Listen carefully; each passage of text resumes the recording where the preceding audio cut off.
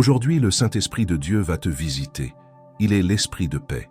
Peut-être qu'en ce moment, tu essaies simplement de trouver un peu de silence au milieu de tant de voix qui ont résonné dans ton cœur tout au long de la journée. Peut-être que tu portes un fardeau invisible de ceux qu'on ne voit pas dans les yeux, mais qui pèsent lourdement sur l'âme.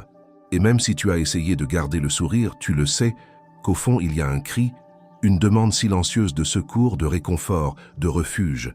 C'est à ce moment-là que Jésus se manifeste, pas avec du poids, mais avec de la légèreté, pas avec des exigences, mais avec de l'amour, parce qu'il te connaît, il voit ce que personne ne voit, il ressent ce que tu n'as pas réussi à expliquer. Il y a une place dans le cœur de Dieu qui a été dessinée exactement pour t'accueillir. Et aujourd'hui, il t'invite à venir t'y reposer. Jésus est merveilleux, il reste le même qui a accueilli les fatigués, guéri les malades, libéré les opprimés, essuyé les larmes de ses propres doigts, le même qui a pardonné les pécheurs et redonné l'espérance à des cœurs oubliés. Et il est ici, il te regarde en ce moment, avec tendresse, avec compassion, avec un amour qu'on n'explique pas, qu'on ressent simplement. Tu n'as plus besoin de faire semblant d'être forte. Dieu n'attend pas de toi la perfection. Ce qu'il recherche, c'est la sincérité, cette vérité qui coule des yeux quand il ne reste plus qu'une prière étranglée ou même un soupir. Il est écrit « L'Éternel est près de ceux qui ont le cœur brisé et il sauve ceux qui ont l'esprit abattu. » Psaume 34, verset 18. Oui, Jésus est proche, et le Saint-Esprit, l'Esprit de paix, est déjà en train de toucher tes pensées agitées. Il souffle maintenant sur tes émotions. Il pose sa main sur ta poitrine qui semblait serrée jusqu'à maintenant, et il dit « Je suis là, ma fille. Je suis avec toi. Tu le ressens. » Aujourd'hui, je veux citer quelques passages bibliques qui vont fortifier ta foi. Mais avant de commencer, appuie sur le bouton « J'aime » si tu aimes Jésus-Christ de tout ton cœur. Si possible, écris ceci « Seigneur Jésus, délivre-moi de tout mal. » Maintenant, respirez profondément et laissez la parole vous atteindre. Dans Isaïe chapitre 41, verset 10, il est écrit « Ne crains rien car je suis avec toi. Ne sois pas effrayé car je suis ton Dieu.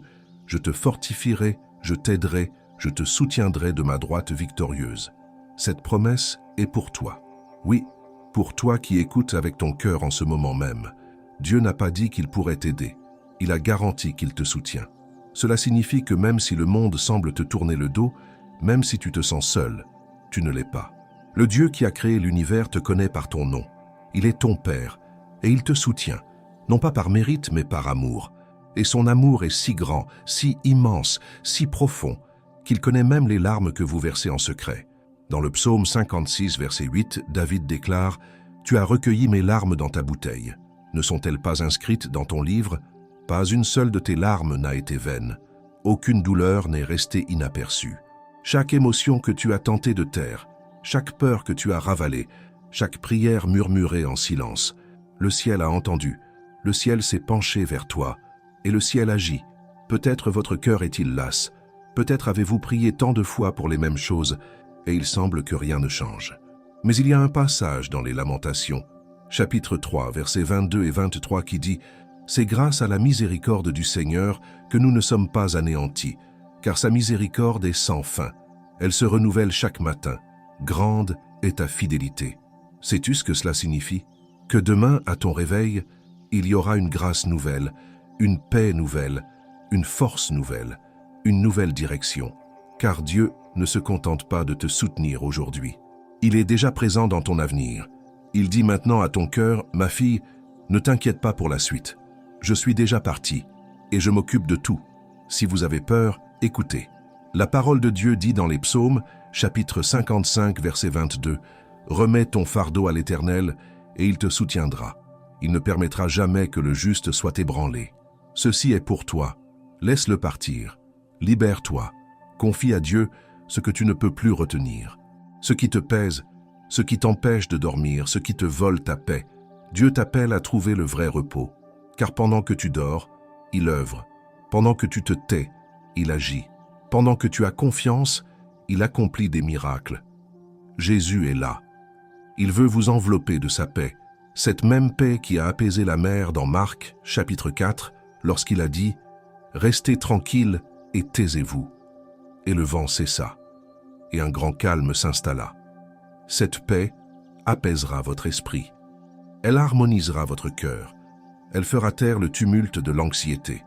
Car lorsque Jésus entre, la peur s'en va. Lorsque le Saint-Esprit souffle, le chaos se tait. Lorsque la parole est proclamée, l'impossible s'incline. Dans le psaume, chapitre 62, verset 1, il est écrit « Mon âme attends en silence Dieu seul, mon salut vient de lui ». Il ne s'agit pas simplement d'une profession de foi, mais d'une invitation pour les cœurs troublés. Attendre en silence est un profond exercice de confiance. Quand tout autour de nous exige des réponses immédiates, quand l'âme réclame des explications, Dieu nous appelle au silence, à la confiance, à simplement nous reposer sur le fait que notre salut vient de lui. Peut-être cherchez-vous des solutions partout, peut-être l'anxiété tente-t-elle de remplacer l'espoir, mais aujourd'hui, l'esprit de paix, qui est le Saint-Esprit lui-même, touche votre âme et dit « Ma fille, attends-toi à moi seul. » Cette attente n'est pas vaine, elle est pleine de promesses, elle est sûre, car le salut demeure en lui. Dans le psaume, chapitre 94, verset 19, la parole dit « Au milieu des nombreuses inquiétudes qui se multiplient en moi, vos consolations apportent de la joie à mon âme. » C'est tellement profond, car Dieu ne promet pas l'absence de soucis. Il promet le réconfort au cœur même de ses soucis. Avez-vous déjà eu l'impression que vos pensées s'enchaînent sans cesse, que votre tête est pleine, comme s'il n'y avait plus de place pour la paix?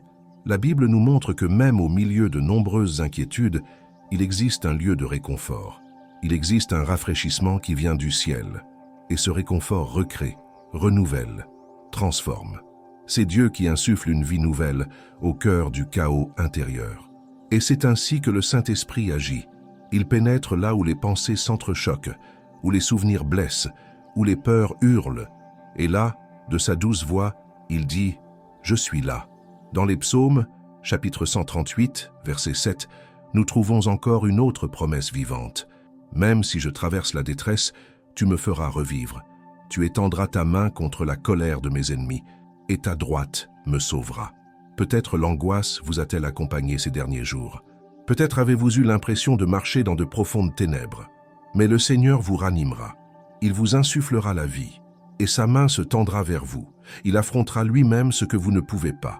Car il existe des ennemis qui ne sont pas des hommes. Parfois, l'ennemi est la douleur, c'est la solitude, c'est l'anxiété. Mais la main de Dieu est assez forte pour dissiper tout cela d'un seul contact. Dieu agit en ce moment même sur ce qui est invisible en vous. Et tout ce qui semblait mort sans vie renaîtra.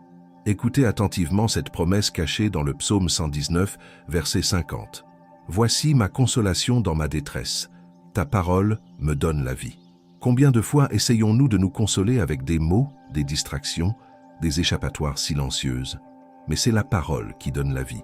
C'est la parole qui fait renaître la vie là où tout semblait éteint. Et cette parole vous parvient maintenant, comme une guérison, comme une lumière, comme un guide, comme un baume versé sur des blessures que le temps n'a pu panser. La parole de Dieu est toujours vivante, elle transforme encore, elle fait encore fleurir la joie dans le sol aride de l'âme, et enfin, à cet instant précis, laissez-vous envelopper par la présence de l'Esprit de paix. Car le Seigneur vous conduit, comme il est dit dans le psaume 31, verset 7, « Je me réjouirai et serai dans l'allégresse à cause de ta miséricorde, car tu as considéré ma souffrance, tu as connu mon âme dans l'angoisse. Tu n'es pas ignoré, tu es pris en considération. Dieu voit tout ce qui se passe dans ton cœur, chaque angoisse, chaque pensée, chaque larme que tu as essuyée seul, Il connaît ton âme, et c'est pourquoi il agit maintenant. Il transforme la douleur en réconfort, le fardeau en légèreté, le doute en foi. Réjouissez-vous, non pas parce que tout est résolu, mais parce que vous êtes entre les mains d'un Dieu qui sait exactement ce qu'il faut faire. Si le Saint-Esprit touche votre cœur, écrivez-le dans les commentaires. Je choisis de n'attendre que Dieu. Parfois, le cœur se demande « Pourquoi cela m'arrive-t-il? Dieu m'entend-il encore? Quelle est la raison de ma souffrance ?»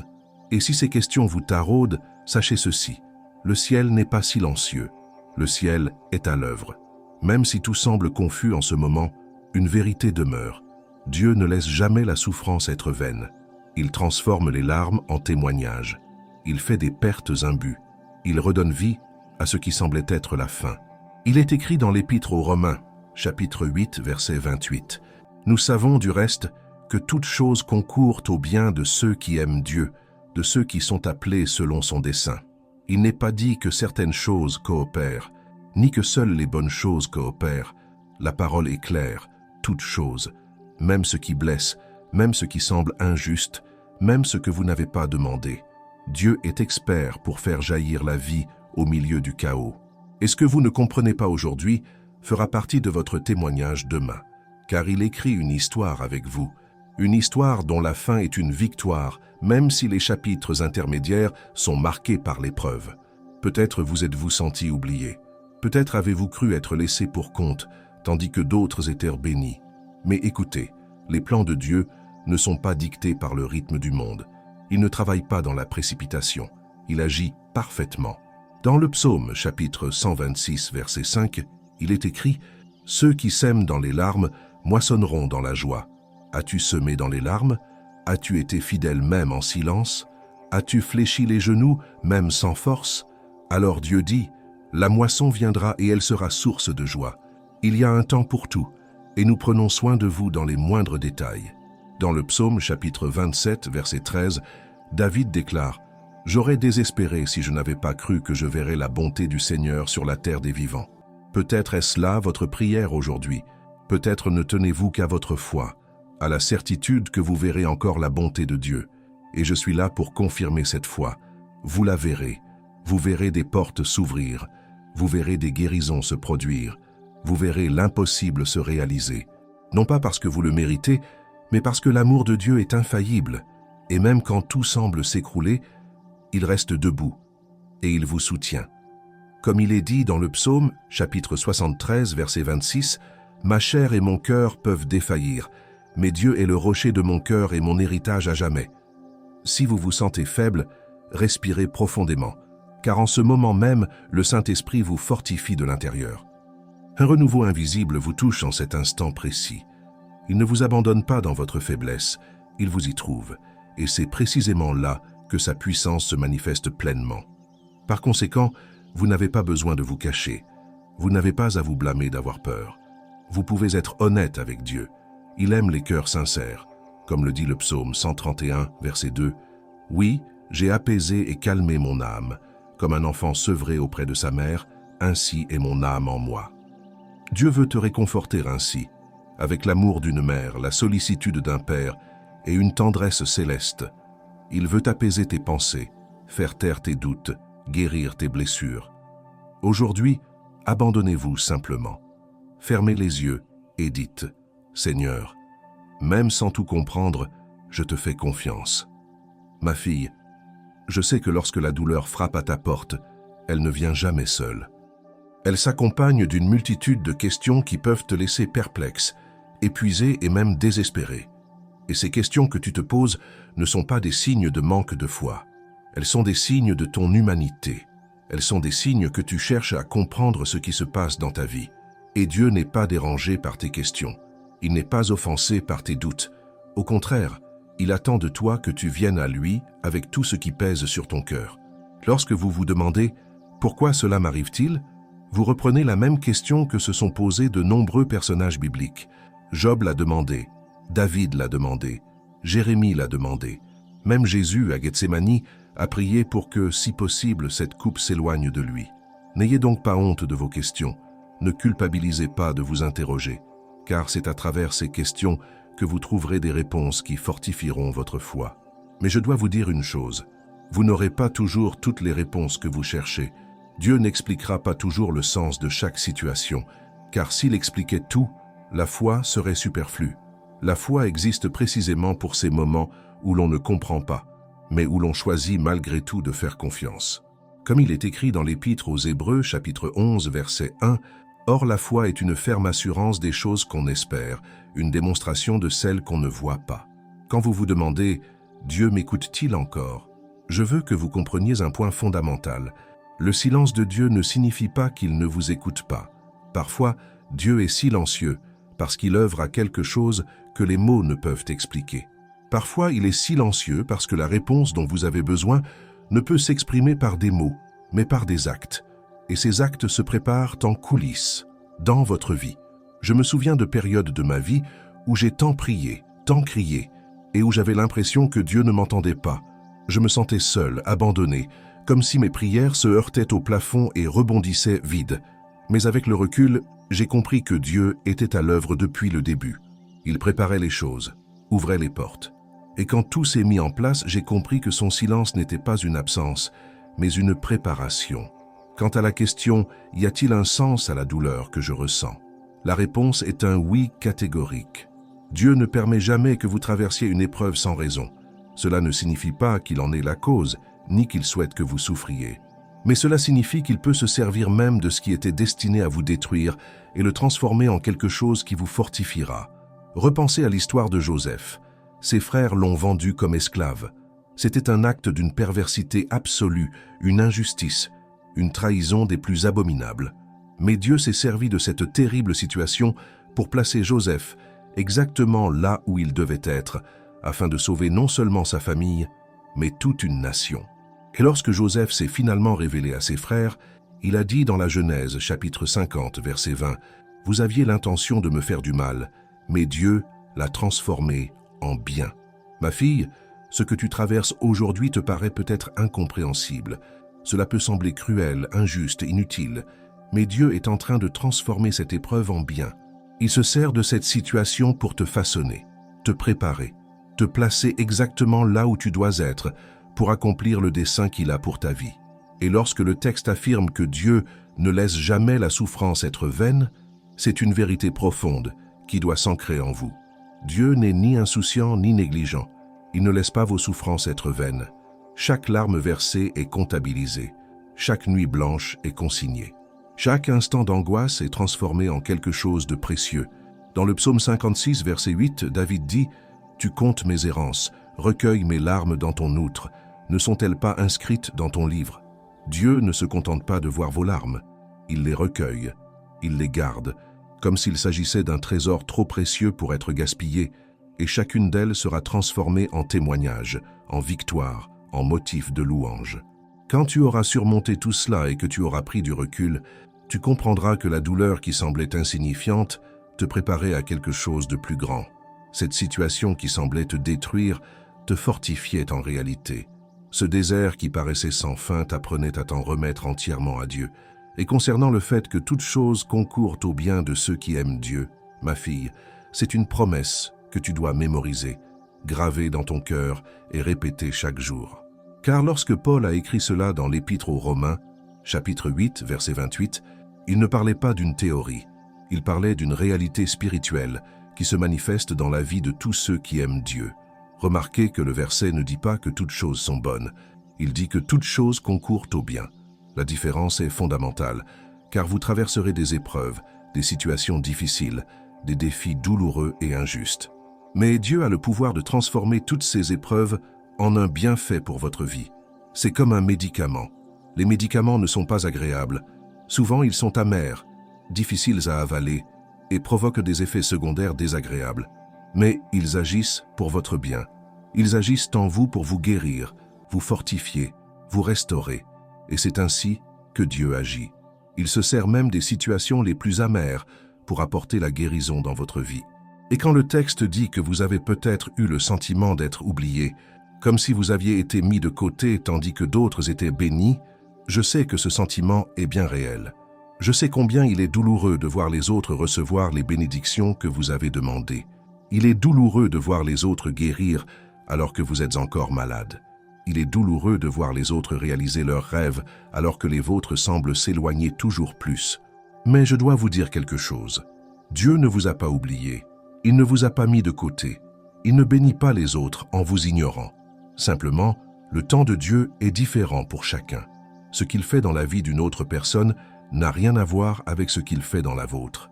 Chacun a son propre chemin, son propre temps, son propre but. Dans l'Ecclésiaste, chapitre 3, verset 1, il est écrit « Il y a un temps pour tout, un temps pour chaque chose sous le ciel. Ton heure viendra, ta bénédiction viendra, mais elle viendra au moment opportun, à l'instant parfait, de la manière parfaite. Et pendant que vous attendez, Dieu œuvre en vous. Il vous prépare à recevoir ce qu'il a à vous offrir. Car parfois, la bénédiction est déjà prête, mais vous ne l'êtes pas encore. Dieu doit donc d'abord œuvrer en vous. Il doit vous enseigner des choses, il doit vous fortifier, il doit vous faire mûrir. Et lorsque vous serez prêt, la bénédiction arrivera au moment opportun. Concernant la semence dans les larmes et la récolte dans la joie, ce verset du psaume 126, verset 5, est l'une des promesses les plus belles et les plus réconfortantes de la Bible, car il vous assure que vos larmes ne sont pas vaines, vos efforts ne sont pas vains, votre fidélité n'est pas vaine. Tout cela est semé, est planté et portera ses fruits. Mais remarquez un point important, la récolte ne suit pas immédiatement les semailles. Il y a un temps entre les semis et la récolte, un temps d'attente, un temps de soin, un temps de patience. Et pendant ce temps, vous ne verrez peut-être rien se passer. Vous regarderez peut-être la terre et ne verrez que de la terre. Mais sous la surface, quelque chose pousse, quelque chose se crée, quelque chose se développe. Et quand viendra le temps des récoltes, quand vous commencerez enfin à voir les fruits de tout ce que vous avez semé avec peine, vous récolterez avec allégresse. Vous récolterez avec joie, avec gratitude, avec célébration, car la récolte est toujours plus abondante que la semence. Vous plantez une graine, mais vous récoltez de nombreux fruits. Vous plantez avec peine, mais vous récoltez avec une joie décuplée.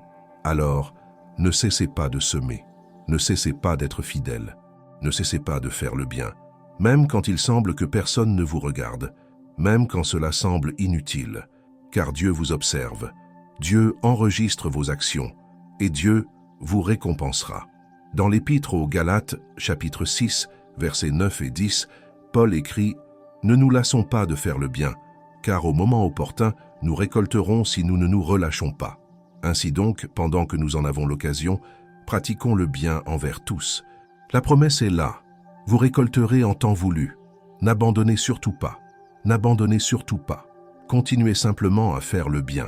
Et concernant la conviction que tu verras la bonté du Seigneur sur la terre des vivants, ma fille, cette affirmation de David dans le psaume 27, verset 13, est puissante. Car il dit que sans cette conviction, sans cette foi, il aurait péri. Il n'aurait pas tenu bon. Il n'aurait pas survécu. Et c'est peut-être aussi votre réalité. Peut-être que la seule chose qui vous fait tenir le coup, c'est cette foi en la bonté de Dieu, cet espoir de jours meilleurs, cette conviction que Dieu ne vous a pas abandonné et qu'il vous réserve quelque chose de bon. Et je suis là pour vous dire que cette foi n'est pas vaine. Vous ne vous faites pas d'illusions. Vous ne croyez pas en quelque chose qui n'arrivera pas. Vous verrez la bonté de Dieu. Vous ferez l'expérience de son amour d'une manière inimaginable. Vous serez témoin de miracles dans votre vie. Vous verrez s'ouvrir des portes dont vous ignoriez même l'existence. Mais en attendant de voir ces choses, il vous faut continuer à croire. Il vous faut continuer à avoir confiance. Il vous faut continuer à vous accrocher à cet espoir. Car c'est la foi qui vous soutient pendant l'attente. C'est la foi qui vous donne la force de vous lever chaque jour et de persévérer. C'est la foi qui vous empêche d'abandonner quand tout en vous aspire à l'abandon. Dans l'Épître aux Hébreux, chapitre 10, versets 35 et 36, il est écrit « N'abandonnez donc pas votre assurance qui comporte une grande récompense, car vous avez besoin de persévérance afin qu'après avoir accompli la volonté de Dieu, vous obteniez ce qui vous a été promis. Ne perds pas confiance, ne perds pas espoir, car la récompense est grande, et il te faut de la persévérance. Il te faut continuer, même dans l'adversité. Il te faut tenir bon, même quand tout s'écroule autour de toi, car après avoir surmonté toutes ces épreuves, après avoir persévéré jusqu'au bout, tu recevras ce qui t'a été promis.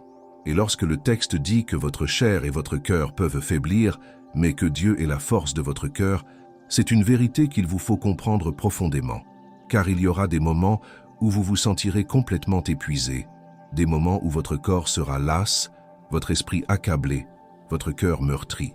Et dans ces instants-là, vous penserez peut-être ne plus pouvoir continuer. Mais Dieu promet que lorsque vous vacillerez, lorsque vous atteindrez vos limites, il sera votre forteresse. Il sera la force qui vous manque. Il sera le soutien dont vous avez besoin. Il vous portera lorsque vous ne pourrez plus marcher seul. Dans Isaïe, chapitre 40, verset 31, il est écrit « Mais ceux qui espèrent en l'Éternel renouvellent leur force. Ils prennent leur vol comme les aigles. Ils courent et ne se lassent point. Ils marchent et ne se fatiguent point. » Lorsque vous vous confiez en l'Éternel, lorsque vous placez votre confiance en lui, il renouvelle votre force. Il vous donne une force surnaturelle qui ne vient pas de vous mais de lui. Et concernant le Saint-Esprit qui te fortifie de l'intérieur en ce moment même, ma fille, ce n'est pas qu'une simple image, c'est une réalité spirituelle. Le Saint-Esprit est en toi. Il agit, te fortifie, te renouvelle, même si tu ne ressens rien de différent, même si tu ne vois aucun changement extérieur. Le Saint-Esprit œuvre en toi. Il guérit les blessures émotionnelles invisibles. Il répare les failles de votre vie. Il renouvelle votre esprit, vos pensées, vos émotions. Il vous prépare à l'avenir. Et tout cela se produit maintenant, pendant que vous lisez ce message, pendant que vous ouvrez votre cœur à Dieu. Dans l'Épître aux Éphésiens, chapitre 3, verset 16, Paul prie ainsi, « Qu'il vous accorde selon la richesse de sa gloire, d'être fortifié en puissance par son esprit dans votre être intérieur. » Dieu vous fortifie par la puissance du Saint-Esprit qui habite en vous. Cette force n'est pas seulement physique ou émotionnelle, elle est spirituelle. C'est une force intérieure qui vous donne le pouvoir d'affronter toutes les épreuves. Et quand le texte dit que Dieu ne vous abandonne pas dans votre faiblesse, mais qu'il vous y trouve, c'est tellement important. Car bien souvent, nous pensons qu'il faut être fort pour se rapprocher de Dieu. Nous pensons qu'il faut être en bonne santé pour prier. Nous pensons qu'il faut avoir une vie bien organisée pour rechercher sa présence. Mais la vérité est tout autre. C'est précisément dans votre faiblesse que Dieu vous trouve. C'est précisément lorsque vous êtes brisé qu'il s'approche. C'est précisément lorsque vous reconnaissez votre impuissance que sa puissance se manifeste en vous. Dans la deuxième épître aux Corinthiens, chapitre 12, verset 9, il est écrit « Mais il m'a dit, ma grâce te suffit, car ma puissance s'accomplit dans la faiblesse. » La puissance de Dieu n'a pas besoin de votre force, elle se manifeste pleinement dans votre faiblesse. Ainsi, lorsque vous êtes faible, lorsque vous n'en pouvez plus, c'est précisément à ce moment-là que sa puissance peut agir. Ma fille, ne pas avoir à se cacher ni à se culpabiliser d'avoir peur, c'est libérateur. Car souvent, nous avons honte de nos peurs. Nous pensons qu'avoir peur est un manque de foi. Nous pensons qu'admettre notre peur est un signe de faiblesse spirituelle. Mais la vérité, c'est que même les plus grands hommes et femmes de Dieu dans la Bible ont connu la peur. Moïse eut peur, Josué eut peur, David eut peur, Pierre eut peur. Et lorsqu'ils eurent peur, Dieu ne les réprimanda pas. Il les encouragea, il les consola. Il leur dit « N'ayez pas peur, car je suis avec vous. » Vous pouvez donc être honnête avec Dieu au sujet de vos peurs. Vous pouvez vous présenter devant lui et dire « Seigneur, j'ai peur. Je ne sais pas ce qui va arriver. Je ne sais pas comment je vais m'en sortir. J'ai besoin de ton aide. » Et lorsque vous agissez ainsi, lorsque vous êtes sincère, Dieu vous prend dans ses bras. Il vous réconforte. Il vous fortifie. Quant à l'image de Dieu qui veut vous apaiser comme un enfant dans les bras de sa mère, celle du psaume 131, verset 2, est magnifique, car elle révèle l'amour de Dieu pour vous. Il n'est pas un Dieu distant, froid et indifférent. Il est un Père aimant qui désire vous prendre dans ses bras. Il veut apaiser vos pensées agitées. Il veut apporter la paix à votre âme tourmentée. Et vous pouvez vous abandonner à cette étreinte. Vous pouvez cesser de lutter un instant et simplement vous reposer dans ses bras. Car c'est dans ses bras que vous trouvez le vrai repos. C'est dans ses bras que vous trouvez la paix. C'est dans ses bras que vous trouvez la sécurité. Dans l'Évangile selon Matthieu, chapitre 11, versets 28 à 30, Jésus dit « Venez à moi, vous tous qui êtes fatigués et chargés, et je vous donnerai du repos. Prenez mon joug sur vous et recevez mes instructions, car je suis doux et humble de cœur, et vous trouverez du repos pour vos âmes. Car mon joug est facile à porter et mon fardeau léger. » Jésus vous invite à venir à lui. Peu importe votre fatigue, peu importe le poids de votre fardeau, il promet de vous soulager. Il promet de vous donner le repos. Et ce repos n'est pas seulement physique, c'est un repos pour votre âme, un repos qui touche le plus profond de votre être. Alors aujourd'hui, ma fille, abandonne-toi, cesse de vouloir tout contrôler, cesse de vouloir tout résoudre seul. Laisse ce fardeau t'écraser. Ferme les yeux et dis à Dieu, « Seigneur, même sans tout comprendre, j'ai confiance en toi. Je ne sais pas ce que demain me réserve, mais je sais que tu as le contrôle. Je ne vois pas d'issue, mais je sais que toi tu la vois. Je suis sans force, mais je sais que tu es ma force. Alors, je m'abandonne. J'ai confiance. Je me repose en toi. » Et lorsque vous prononcerez cette prière, lorsque vous vous abandonnerez sincèrement à Dieu, quelque chose changera en vous. Une paix inexplicable emplira votre cœur, l'espoir renaîtra en vous, une force nouvelle vous soutiendra. Car lorsque vous confiez votre chemin au Seigneur, lorsque vous lui faites pleinement confiance, il agit, il se manifeste, il œuvre, et il accomplit dans votre vie ce qui semblait impossible. Que Dieu vous bénisse abondamment, qu'il vous fortifie en ce moment, qu'il guérisse toutes vos blessures, qu'il ravive votre espérance, qu'il vous montre qu'il y a encore tant à vivre, tant à accomplir, tant à célébrer. Et puissiez-vous dire avec une certitude absolue, « Tout concourt à mon bien car j'aime Dieu. » Amen. Il y a des moments où l'âme aspire simplement à se reposer et à oublier un instant les factures, les obligations, les diagnostics, les problèmes. Parfois, le cœur ne cherche pas de réponse. Il aspire juste au repos, à un lieu où l'on peut enfin se libérer de ce poids, déposer les armes et être simplement soi-même, sans peur, sans exigence. Et c'est précisément dans ce lieu d'abandon que Dieu se manifeste avec le plus de puissance. Dans le psaume chapitre 127, verset 2, il est écrit « C'est en vain que vous vous levez tôt et que vous vous couchez tard, mangeant le pain d'un labeur anxieux, car il donne le sommeil à ses bien-aimés. » C'est exact. Pendant que tu dors, il agit. Pendant que tu te reposes, il agit en ta faveur. Pendant que tu te tais, il parle avec les anges. Pendant que tu fermes les yeux, il ouvre des chemins. Telle est la promesse. Il donne pendant notre sommeil. Il donne la paix. Il délivre. Il guide. Il apporte les réponses. Il guérit.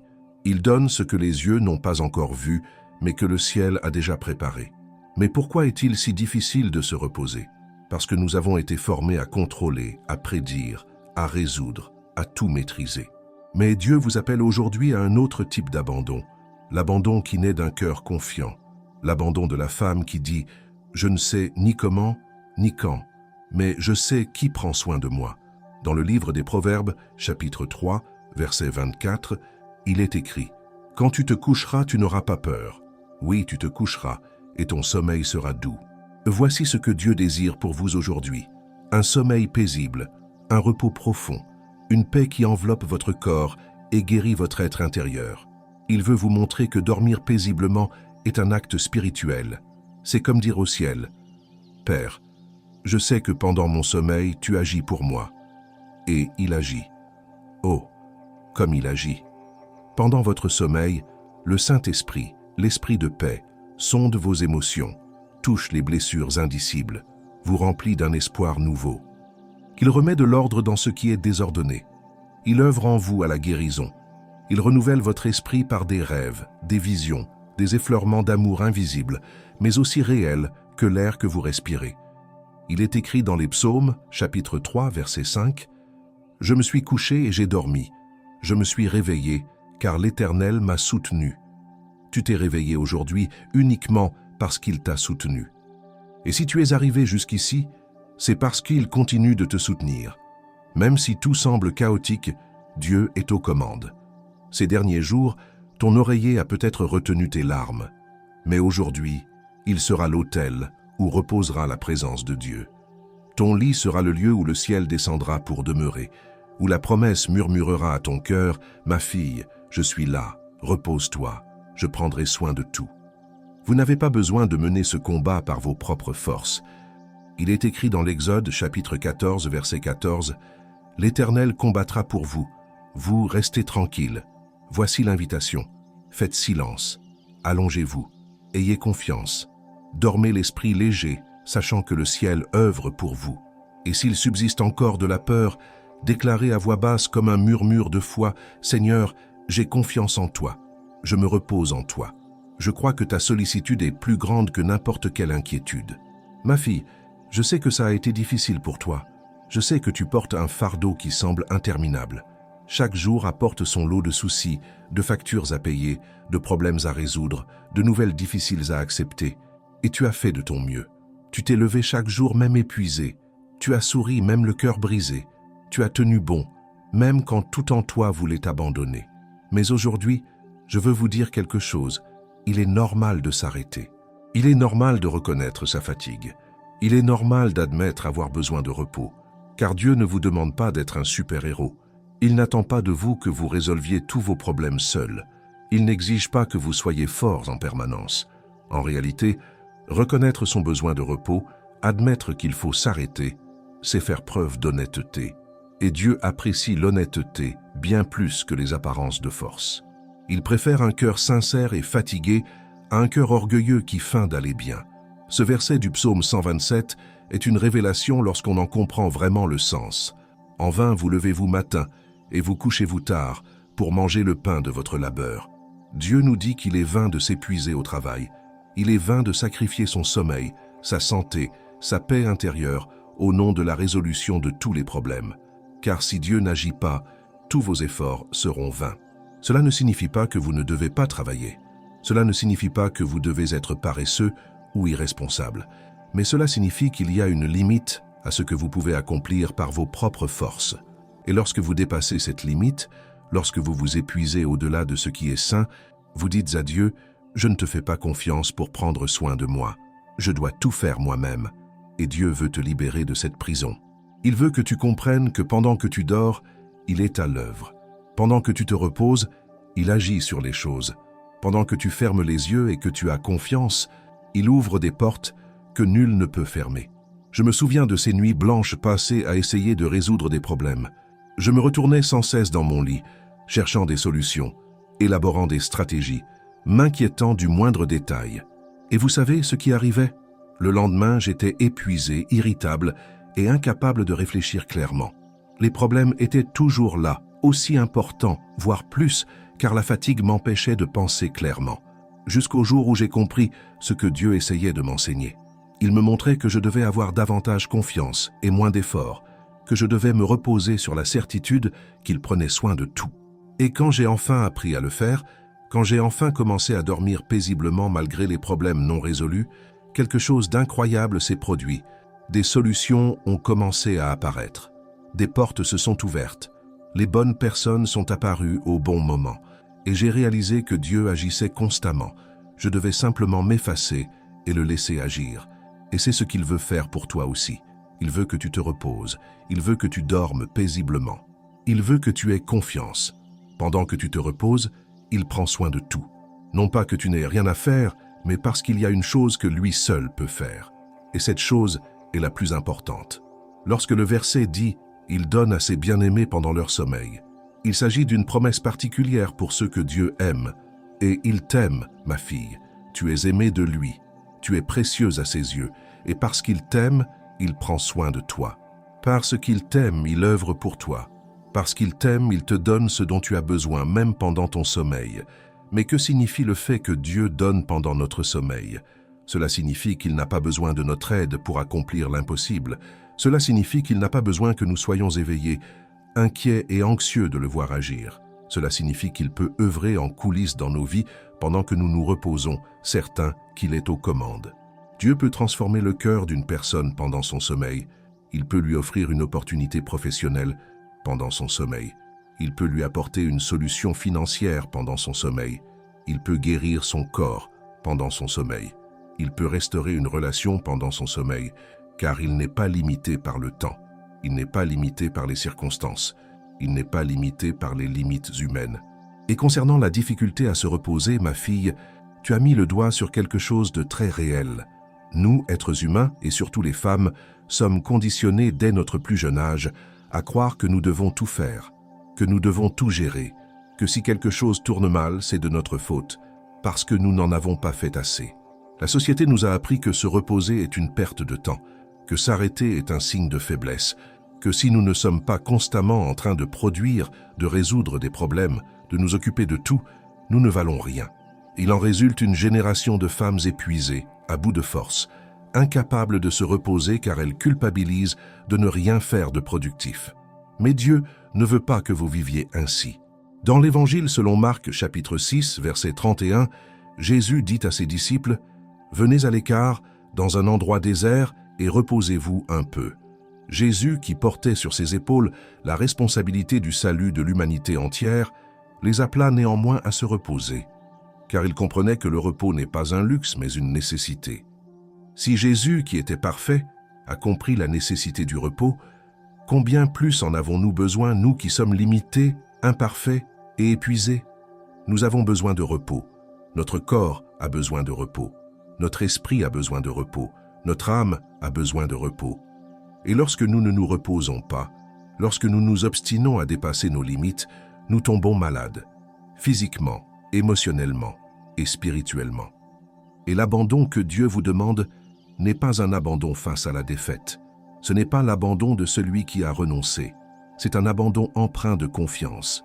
C'est l'abandon de celui qui dit « Seigneur, j'ai fait ma part. Maintenant, je te fais confiance pour faire la tienne. » Il y a une grande différence entre abandonner et se reposer. Abandonner, c'est s'arrêter par désespoir. Se reposer, c'est s'arrêter par confiance en l'action de Dieu. Abandonner, c'est se soumettre à la défaite. Se reposer, c'est s'en remettre à la foi. Et lorsque vous dites « Je ne sais ni comment ni quand, mais je sais qui prend soin de moi », vous faites une puissante déclaration de foi. Vous affirmez que vous n'avez pas besoin de toutes les réponses, car vous connaissez celui qui les détient. Vous affirmez que vous n'avez pas besoin de voir tout le chemin, car vous avez confiance en celui qui guide vos pas. Vous affirmez que vous n'avez pas besoin de tout comprendre, car vous croyez en celui qui comprend tout. Et cette foi-là, ma fille, est celle qui touche le cœur de Dieu. Dans l'Épître aux Hébreux, chapitre 11, verset 6, il est écrit « Or, sans la foi, il est impossible de plaire à Dieu, car il faut que celui qui s'approche de lui croit qu'il existe et qu'il récompense ceux qui le cherchent. » Lorsque vous avez confiance en Dieu, lorsque vous croyez qu'il prend soin de vous même sans preuve immédiate, vous lui faites plaisir. Et il récompense cette foi. Il honore cette confiance. Il répond à cet abandon. Concernant le verset des Proverbes qui dit « Quand tu te coucheras, tu n'auras pas peur. Oui, tu te coucheras et ton sommeil sera doux. » Il s'agit d'une promesse précise de Dieu.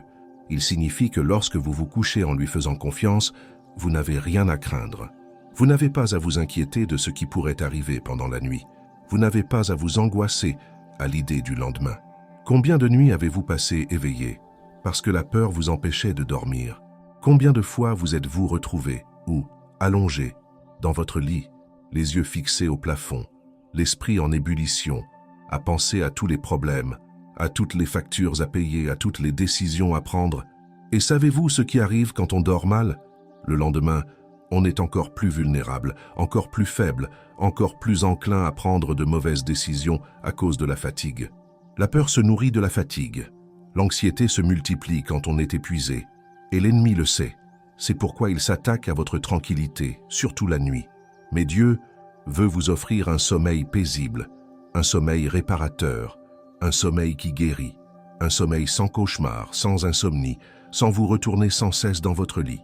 Un sommeil profond et réparateur où votre corps se repose, votre esprit s'apaise et votre âme trouve la paix.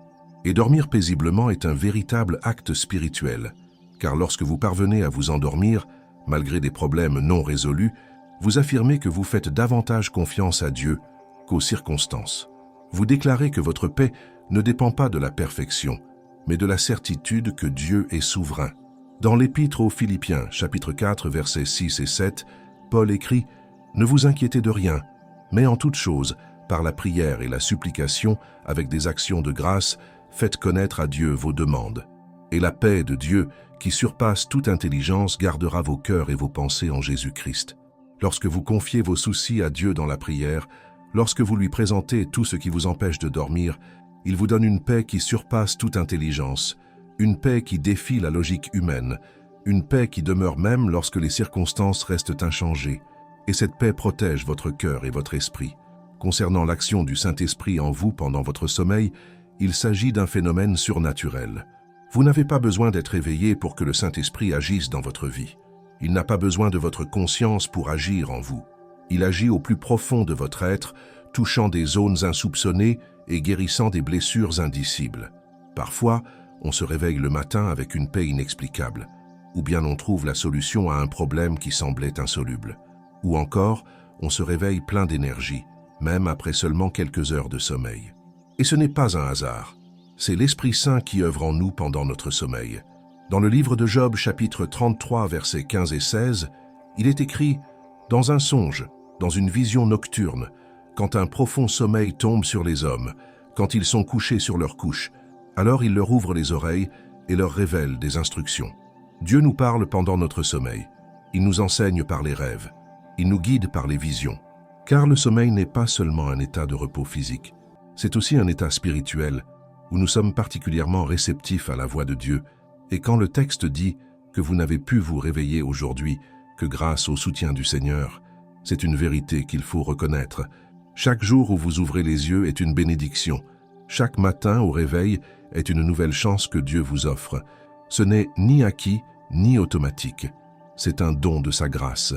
Dans les Lamentations, chapitre 3, versets 22 et 23, il est écrit « C'est grâce à la miséricorde de l'Éternel que nous ne sommes pas anéantis, car sa miséricorde n'est pas à son terme. Elle se renouvelle chaque matin. Grande est ta fidélité. Chaque matin apporte de nouvelles grâces. Chaque jour est une nouvelle chance. Chaque lever de soleil est un nouveau départ. Et si vous êtes ici aujourd'hui, si vous êtes parvenu jusqu'ici, c'est parce que la fidélité de Dieu vous a soutenu, parce que sa miséricorde vous a protégé, parce que son amour vous a mis à l'abri. Et pour ce qui est de ton oreiller rempli de larmes, ma fille, je le sais.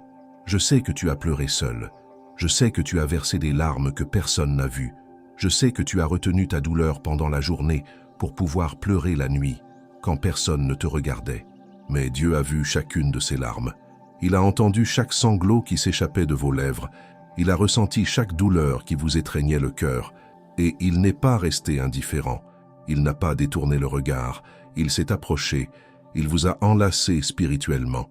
Il a essuyé vos larmes, même si vous ne les sentiez pas. Et aujourd'hui, ce même oreiller qui a recueilli tes larmes accueillera la présence de Dieu. Ce lieu où tu as pleuré sera celui où tu ressentiras le réconfort du Saint-Esprit. Ce lit où tu te sentais si seul sera celui où tu ressentiras la présence de Dieu comme jamais auparavant. Car Dieu a le pouvoir de transformer les lieux de souffrance en lieux de rencontre avec lui. Il transforme la vallée des larmes en une source de bénédiction. Il transforme le désert en un jardin. Il transforme la nuit obscure en une aube glorieuse. Quant au fait de ne pas avoir à mener ce combat par vos propres forces, il est fondamental que vous le compreniez. Dans l'Exode, chapitre 14, lorsque les Israélites étaient pris au piège entre la mer Rouge et l'armée égyptienne, sans aucune issue possible selon la logique humaine, Moïse dit au peuple au verset 13 « N'ayez pas peur, tenez bon, et voyez la délivrance que l'Éternel vous accordera. Restez immobile, cessez de chercher une solution, cessez de désespérer, cessez de vous agiter en cherchant une solution. Restez simplement immobile et observez Dieu agir. » Et c'est ce qui se produisit. Dieu ouvrit la mer Rouge. Il créa un passage là où il n'y en avait pas. Il sauva le peuple sans qu'il ait à se battre. Et au verset 14, Moïse ajoute « L'Éternel combattra pour vous. Vous, restez tranquille. Dieu combattra pour vous. Vous n'avez pas besoin de lutter. Vous n'avez pas besoin de vous épuiser. Vous n'avez pas besoin d'entrer en conflit. Il vous suffit de rester tranquille, d'avoir confiance et de laisser Dieu agir. Cela ne signifie pas que vous resterez les bras croisés. Cela signifie que vous ferez votre part et laisserez Dieu agir. Cela signifie que vous agirez avec sagesse, tout en ayant la certitude que Dieu combat pour vous. Cela signifie que vous avancerez, mais laisserez Dieu vous ouvrir le chemin. Et lorsque vous déclarez à voix basse, comme un murmure de foi, « Seigneur, j'ai confiance en toi. Je trouve le repos en toi. Je crois que ta sollicitude surpasse toutes mes inquiétudes. » Vous activez la puissance de la parole. Vous libérez votre foi par la confession. Vous proclamez des vérités spirituelles qui se manifesteront dans le monde. Dans le livre des Proverbes, chapitre 18, verset 21, il est écrit « La mort et la vie sont au pouvoir de la langue. Ceux qui l'aiment en mangeront les fruits. Vos paroles ont du pouvoir. » Lorsque vous exprimez votre confiance, vous la répandez. Lorsque vous proclamez la paix, vous la répandez. Lorsque vous déclarez que Dieu prend soin de vous, vous activez sa protection dans votre vie.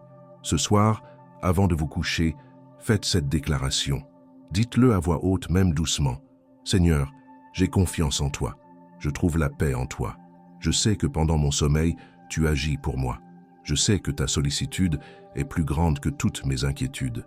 Je remets entre tes mains chaque situation, chaque problème, chaque peur, et je trouve la paix dans la certitude que tu prends soin de tout. » Après avoir fait cette prière, reposez-vous simplement. Ne ruminez pas vos problèmes. Ne cherchez pas de solution. Ne vous inquiétez pas. Reposez-vous tout simplement, car Dieu est à l'œuvre et il agit en ce moment même pour votre bien. Que Dieu vous accorde un sommeil profond et réparateur cette nuit. Qu'il vous donne une paix qui surpasse toute intelligence. Qu'il guérisse votre corps, votre esprit et votre âme pendant votre sommeil. Qu'il agisse en votre faveur, ouvrant des portes, préparant des chemins et transformant les situations. Et puissiez-vous vous réveiller demain renouvelé, fortifié, plein d'espoir et prêt à voir les merveilles que Dieu accomplira dans votre vie. Au nom de Jésus, Amen.